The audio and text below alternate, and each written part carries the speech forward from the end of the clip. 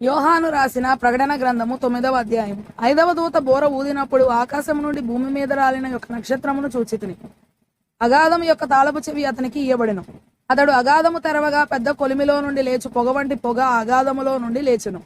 ఆ అగాధములోని పొగ చేత సూర్యుని వాయుమండలమున చీకటి కమ్మెను. ఆ పొగలో నుండి మిడతలు భూమి మీదికి వచ్చెను. భూమిలో ఉండు తేళ్లకు బలమున్నట్టు వాటికి బలము ఇయ్యబడెను. మరియు నొసళ్ల యందు దేవుని ముద్ర లేని మనుషులకే తప్ప భూమిపైనున్న గడ్డికైనను ఏ మొక్కలకైనను మరి ఏ వృక్షమునకైనను హాని కలుగజేయకూడదని వాటికి ఆజ్ఞ ఇయ్యబడెను.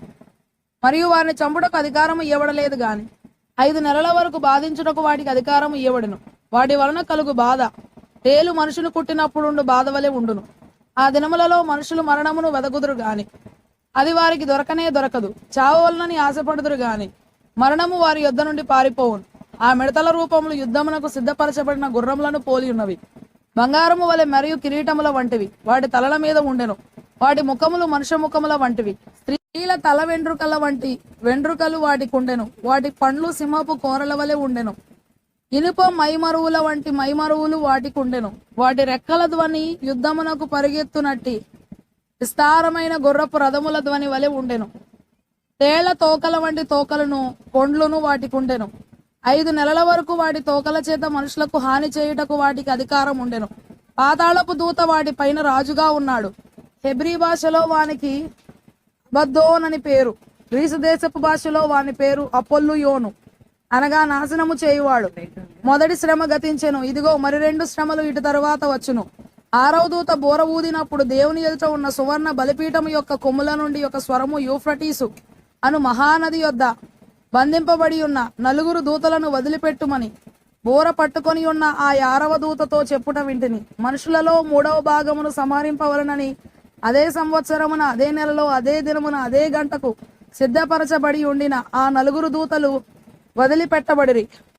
గుర్రపు రౌతుల సైన్యముల లెక్క 20 కోట్లు. వారి లెక్క ఇంత అని నేను వింటిని.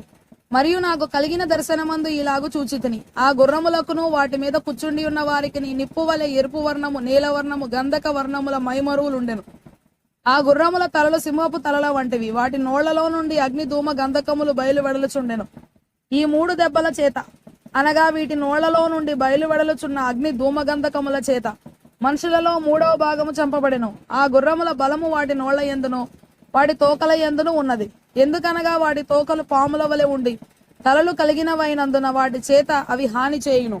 ఈ దెబ్బల చేత చావక మిగిలిన జనులు దయ్యములను చూడను, వినను, నడువను, శక్తి లేనివై బంగారు, వెండి, కంచురాయి కర్రలతో చేయబడిన తమ హస్తకృతములైన విగ్రహములను పూజింపకుండా విడిచిపెట్టునట్లు మారు మనసు పొందలేదు.